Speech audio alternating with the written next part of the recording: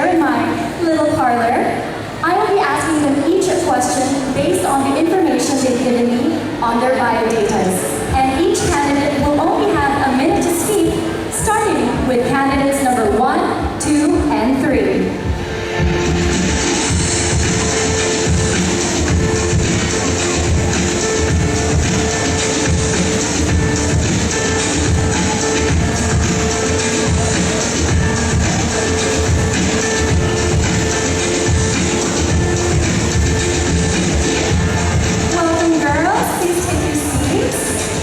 Candidate number 3.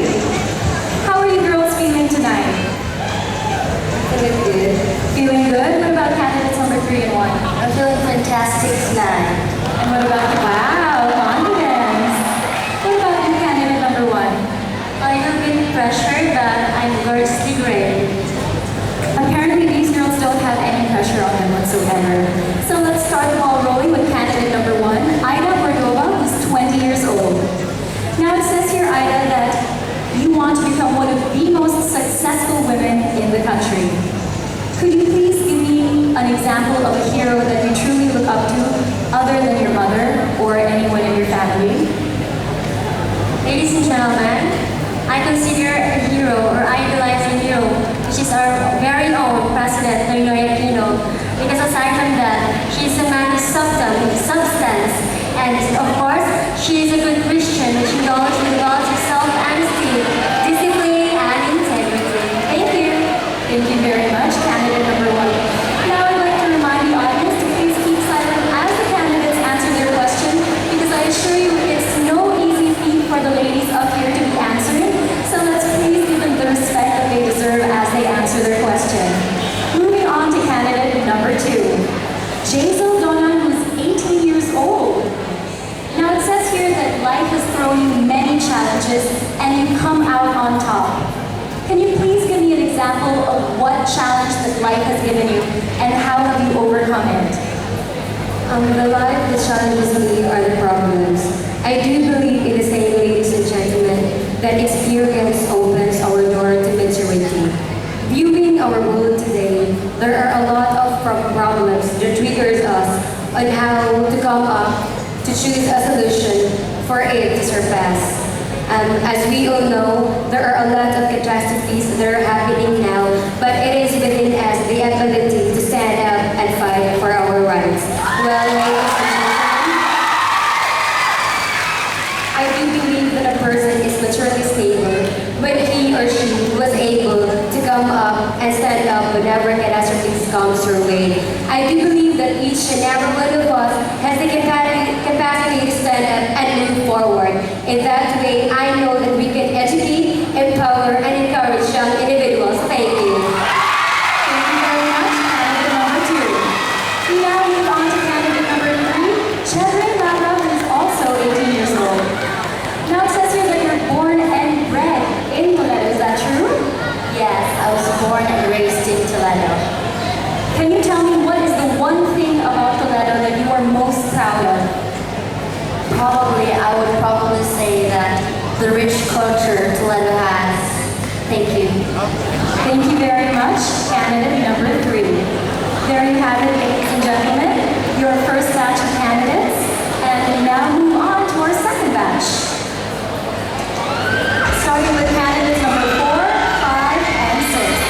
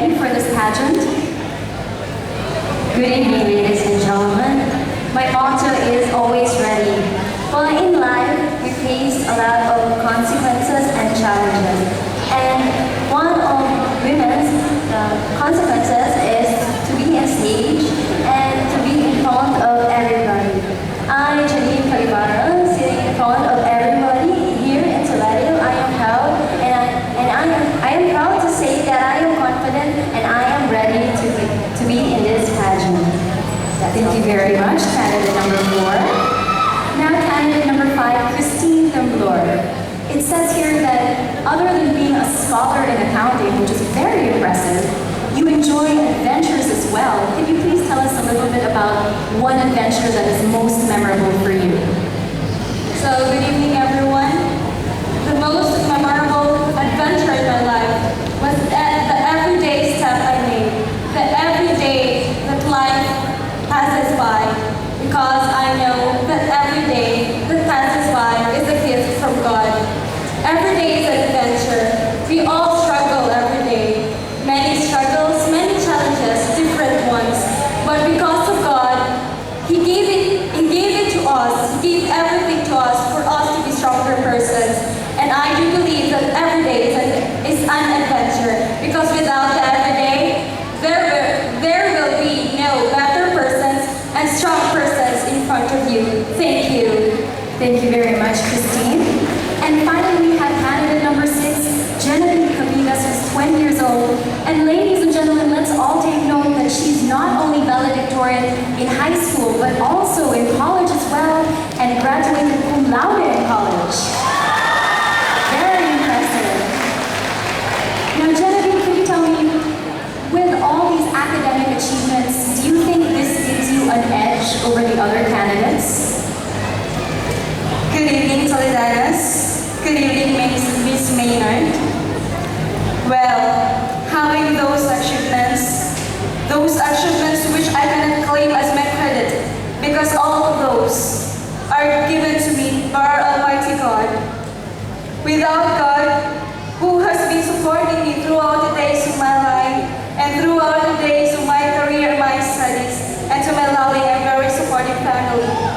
This achievement is such an honor, but I could say that my co-candidates also have their assets, and I believe that my asset is that I have this excellent academic performance.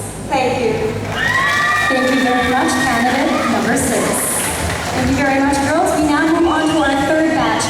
Now, I don't envy the girls at all, the judges at all, since they are obviously having a very hard time with the casual interview portion. Thank you very much, girls.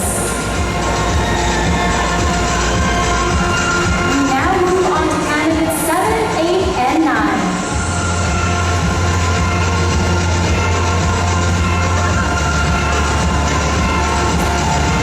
Candidate number 7 is Elspeth Abajo, 20 years old and a nurse. Candidate number 8 is Jonathan Saldura, 19 years old. And candidate number 9 is the baby of the batch, 15-year-old Gladys Maaga.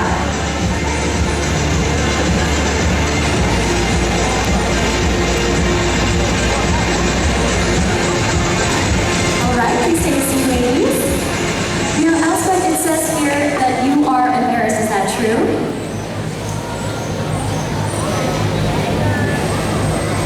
Definitely yes. Now, Elspeth, do you have any plans of going abroad to work? Maybe, but not today. Not today. Okay. If you were given the opportunity to stay here and serve your countrymen, or going abroad to search for greener pastures, what would you do as a nurse? First and foremost, ladies and gentlemen, nursing for me is not a decision by chance, but a decision by choice. I took up nursing because first and foremost, I wanted to help my fellow people, my fellow countrymen, and I want to be part of the progress of my beloved country, the Philippines. Because as the saying goes, 1,000 miles begins with a single step. Thank you very much, candidate number 7. Moving on to candidate number 8. Now, Jolene, could you please tell us about, of all things, why do you want to become a licensed broker?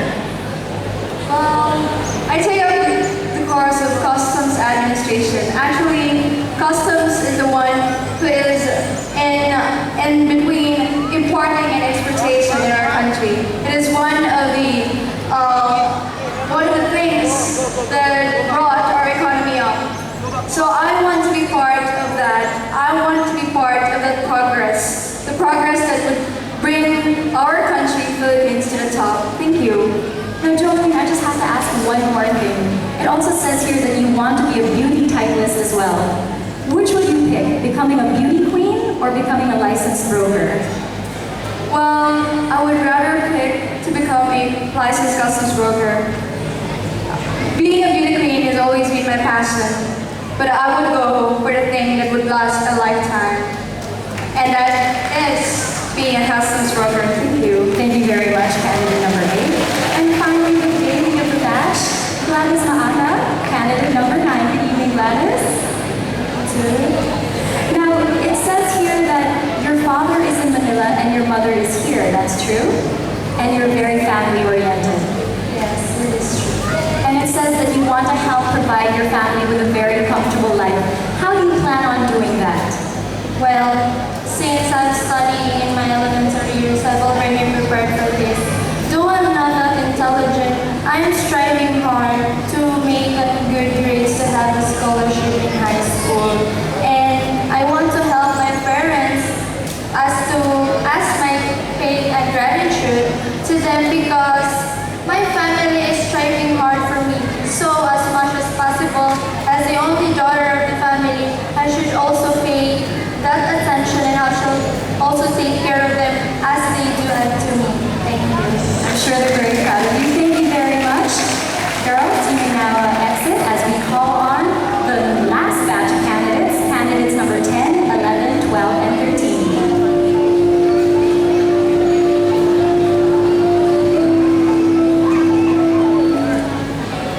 We have a very mixed and culturally diverse batch of girls here tonight, ladies and gentlemen, as we have for candidate number 10, Rajali Ravindrakumar, who's 20 years old and is half Filipina, half Sri Lankan.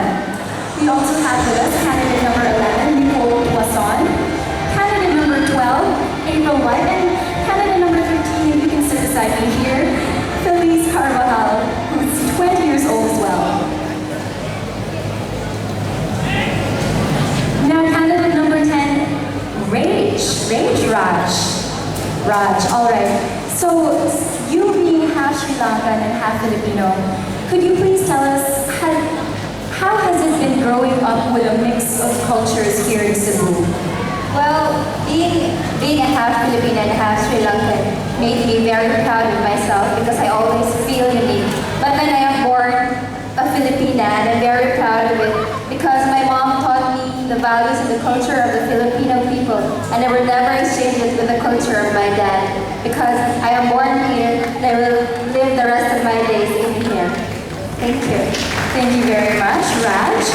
And now we have candidate number 11, Nicole Poisson, who has quite a few fans over there. Now, Nicole, it says here that you are a Dean's Lister. And she's not just any Dean's Lister, apparently, because she focuses on engineering. Now, Nicole, could you tell me, why did you pick engineering to major in since it's such a male-dominated career? I chose engineering, ECE to be exact, simply because I want this. I would love to work on a broadcasting company, and I believe that I do excel in this field. People may say that this is for male, but I think that in my course there is no preferred gender. If you believe in your instinct, if you believe in what you want, then surely you will excel in everything you do. Okay? Thank you very much, candidate number 11. Now candidate number 12, April White. It says here that you have your own little Independence Day when you got to college. Could you please tell us about your own little Independence Day? So, just like the guest of the letter that is on June 12, which we all know is Independence Day, I also have my own little Independence Day. So I tell you a really short story. When I was in high school, I was in the province and I was never allowed to go out. I'm sorry to my mom, she is here tonight listening, but she was quite strict and I do understand why. But I consider my